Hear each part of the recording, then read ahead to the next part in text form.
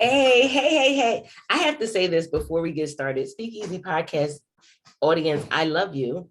And I fight for you because this episode, trying to record it today, was definitely a fight. But I know it's going to be a great episode. And the information is definitely something that you guys need. So with that being said, I want to say hello to my guest. Hello, Marley. How are you? Hello, I'm great. How are you? I am doing much better now. I can vouch to your audience that you are fighting for them deeply and desperately. And I'd like to just put that, feather in your cap that my word, did you try? So here we are.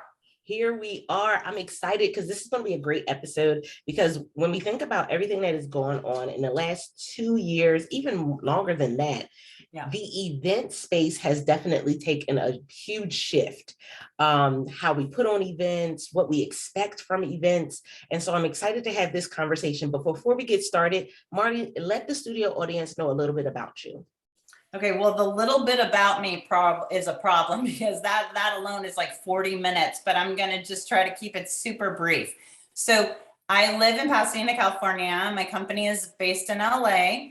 The Party Goddess is a full service catering and event planning company, and we build our own props. I've done it for 20 something years, but and then I ended up writing a business book to solve my own problems called But Are You Making Any Money? And that journey is the part that takes the 40 minutes if I'm going as fast as I'm going now. But the bottom line is I got my business degree from Georgetown, and I had to do a class on what I knew more about than anybody else. This was before my junior year. I had to do a speech. And I was like, there's nothing that I know more about than these kids. And my mom was like, why don't you do it on French cooking? Because you just came back from cooking school. So I was like, okay, great. So I did it on French cooking, and I ran into my professor because in the old days of like the horse and buggy, you would get your photos developed. And so I went down into Georgetown to get my photos developed, and I ran into my professor. And I was like, and I was like totally brown nosing. And I was like, I'm so excited about your class. And I'm doing my topic on French cooking. And she was like, oh my gosh. And I said, and I have an interview with the chef from 1789. Well, 1789 is this very fancy restaurant in DC. I did not have an interview with the chef. I did not know who the chef was at 1789. So she's like, oh my God, that's my favorite restaurant. She goes, I go home in tears. She goes home probably freaking ecstatic. And I'm just like, oh my God, what am I going to do? What am I going to do? So my roommate said, listen, there's this new chef from New York. He's too new to know that he can say no to you. So I was like, oh my God, please. Because chefs are notoriously, kind of like whatever, uppity. And so she sets this interview up, and if you know anything about DC, they have these like basements basically, which is where this kitchen was. It's a horrible kitchen. And so I do my interview. And I take one look at him, and I decide I need to marry him. And, he is 20 years older than I am. I wish that your viewers or your listeners could see your face, because it just it's like a giant G for guffaw. So I decide I need to marry him. And the whole interview, instead of concentrating on my questions, I'm thinking, how am I going to concentrate on getting back to this guy, right? Because he's working in the bowels of this kitchen. So I come up with this way that, because I'm like, I speak Spanish, I do whatever. So I convince him to let me come back and shadow him. So I go back the next week, and basically I never left. So I was there I would get out of school at 2:30, and I'd work 3:30 to 11:30, 3 days a week. And that was through my whole junior year. And yes, he never asked me out. And then I went to cooking school before my senior year to Normandy in France. And I was like, okay, I plotted the entire summer how I was going to ruin his life, because of course I was like his best employee. And I go back with my big plan, and then I tell him, and then he's like, oh, okay, would you like to go out to dinner? It's like, the freaking A, all I had to do was damn quit. So then we got engaged the month after graduation. So yes, I'm a closer, and got into the restaurant business, started the catering company. All kinds of other stuff happened. Where do you want to go? Anyway, I ended up having to write a business book to solve my own problems. Oh my goodness. So I'm sitting here, and I could hear the little birds chirping. And this is Such a movie. Oh my God. Oh, it's a movie, all right. It is a movie that I wish had not played in my living room. But it has, and here we are on your very hard won, fought for podcast. So thank you. So there are so many things. Oh, I know. That's why I told you, poor you. I mean, you fought for this. You're gonna have to fight. This is gonna be a 4-episode series. This is gonna be right. Because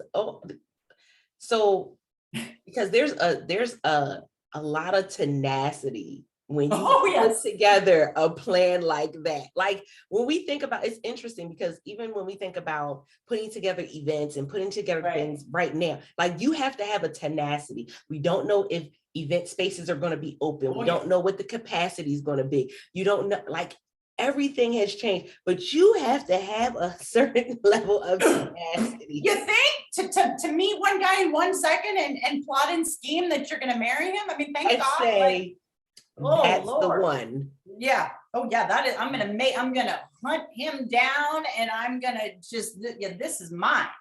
Yeah. So I do want to ask this question though, because having that tenacity is valuable. I mean, it is, but like all gifts from the good Lord Jesus, it is a double-edged sword. I was just about to ask that question. You knew it. You knew it was coming, Marley. Well, yes, I did, because it is a double-edged sword. Because here's the deal. Sometimes you're so tenacious, and this happens in business too. This happens with event planners. We're so tenacious that sometimes we forget the point of what we were trying to do in the first place, right? Like sometimes you try to win a piece of business, or you try to, whatever goal you're trying to accomplish. And at some point, things start to shift and maybe your goal should have shifted a little bit, but we get so like I will not give up. And then you realize like your ladder's up against the wrong damn wall, right? I mean, you should not have been up against that wall, climbing that wall, but you are climbing and climbing. You're gonna get to the top of that roof come hell or high water, only to realize that you should have been 2 doors down. I mean, that's the bottom line. And it's important too, because what I want the audience to know is that you're considered the prophet goddess. Yeah. And the story that you just shared, it plays so well into you being the prophet goddess. Yes. Because that's it. Well, go on. Well, I don't want to know. Oh, because it spans out so much more than just the business. It does. And that is, and I'm gonna generalize here, but with women in business, I found that that's what happens, right? It does span when you have your own company, or even if you're an employee, like, but for the most part, if you have your own company, you have this bleed, right, from your personal life into your business life, especially these days, now that everything is this hybrid of virtual and in person, and first now it's back to in person, now it's back to Zoom. And so you have this bleed, and what happens is you don't get to just focus on your one thing, right? And you're focused on your creative stuff, and then it just becomes this big mess. And so what you have to realize is you get caught up, and you have to continue to have your goals in front of you and say, like, am I getting there? It's the equivalent of like taking your hands off the steering wheel, right? Like you think, oh, no big deal. Like I'm not really steering the car down this straight road. But if you took your hands off for a second, you would be in the ditch in a second. And that's really how we go with our businesses. Like so many times, you just go, how did I get here? Like what, like where did I go wrong or whatever? And so it's just about doing that check-in with yourself and then not being afraid to course correct and get back on track. And kind of my big message is like, I have a very glamorous looking life on the outside. And a lot of times I do have a very glamorous life. However, it doesn't mean in the day of like Insta famous, Insta fabulous, that there isn't that dark underbelly that says, oh my gosh, can I charge this? Like, oh my gosh, are they going to fire me? Are they going to say no? Are they going to sign the contract? Did it scare them off? And so the message is just kind of, we all go through the same stuff. Somebody might not admit to it, but I'm happy to admit to it because, it's a whole hot mess out there anyway. So I think, I might as well just admit to it myself before you figure it out. So yeah, there you go. I'm glad that you said that too, because the transparency that we as entrepreneurs have to have, it's scary to have it because in all actuality, you're darned if you do and darned if you don't. Yes. And we always are presenting this facade in a good way, right? I mean, you don't want to see your clients. And today I got up and I brushed my teeth and I took a shower and whatever, too much information, right? But at the same time, it's like, you have to present as like event planners that we've got it all covered, and we do, but sometimes you have to have that space or those people in your life to like let your hair down and be like, okay, as far as my clients are go, we're good, but like I'm totally struggling here. Like I'm burned out, or I'm not making as much as I thought, or I just went to do my taxes and was like, wait, what? I lost money this year. I mean, but it happens to us all. And we just think like it's just this perfect trajectory of after year one, we become profitable and we just rise like the NASDAQ. Well, it doesn't work that way. Some years you have a really lousy year and you have to reevaluate. And that's a part of the journey. And if you're not willing to take those failures and have those dark moments with yourself where you're like, oh my gosh, what am I doing? How did I get here? Then you can't be an entrepreneur. I mean, you certainly can't be an event planner, because you will go south very fast or just, lose tons of money. Oh, that part. I can say that because yeah, I know when I did my first tour and I just knew that I was a big girl and I could do it all by myself. Right. And because, I had done it behind the scenes for so many other entrepreneurs and speakers and coaches. And so I knew all of the mechanics and everything. I knew this. And it was a horrific experience. What a mess. Well, because the thing about entrepreneurship is that, again, they're not those contained boxes. You can be really good at the logistics piece and all those things, right? But all of a sudden you strike out on your own, and now you are the marketing piece for that. And now you are the finance department. And oh, by the way, you are also HR. And oh, by the way, you are compliance for the state licenses or whatever you need. And oh, by the way, now back to finance and your payroll taxes, and did you make your quarterlies and blah, so we go into it with this like, amazing excitement, but we forget that there's a hard reality there, which is fine, but you just can't beat yourself up about it when it hits, because it hits all of us. It's like childbirth. If you knew going in, really knew what's involved, and then what's involved in having those kids. They talk about childbirth, they don't talk about having those kids. I got 3 of them. And I'm sitting here going, oh my, how did I get here? It's the same process. There's a lot more involved than meets the surface. Otherwise, you just see the Gerber baby who's happy and like, chomping on their little paws. Nobody's crying, nobody's got colic, but that's not reality. Most definitely. I appreciate this episode. It went by so fast. Like we're guys, I know you guys are like, oh my goodness, it's almost done already. Yes, it's went by so fast. But I do want you to expound on one piece, because we talked about part of this is, here's the way that I want to explain it. Sure. We always talk about being invited to the table. Right. And a few years ago, I started, expanding with my clients and saying, it's not just being invited to the table, but what are you bringing to the table? Yeah. But also when it comes to entrepreneurship, turning down something that's on the table. And so I want you to speak to that part, because when it comes to the events, there's always going to be people that want you to do an event. Always. But what about those moments where you got to say, this one may not be a good one for me?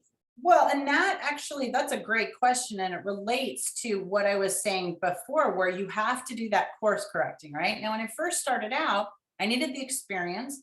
I needed the testimonials. So you do events, right, that are smaller than you probably should, or not worth your time, on and on, but you're getting something, you need it. But you have to keep checking in with yourself and saying, listen, okay, now my phone is ringing, but oh, by the way, it's ringing with all this small stuff. And is this what I want to do? Maybe. But what we've had to do is we just continue to raise our minimums and raise our minimums. And I remember when we raised our minimum a million years ago, it sounds so silly now, to $1,500. And it was like, oh my gosh. And my assistant was like, well, how are you going to, you're gonna have to turn down all this business. And I was like, I know. And then we raised our minimum to 5,000.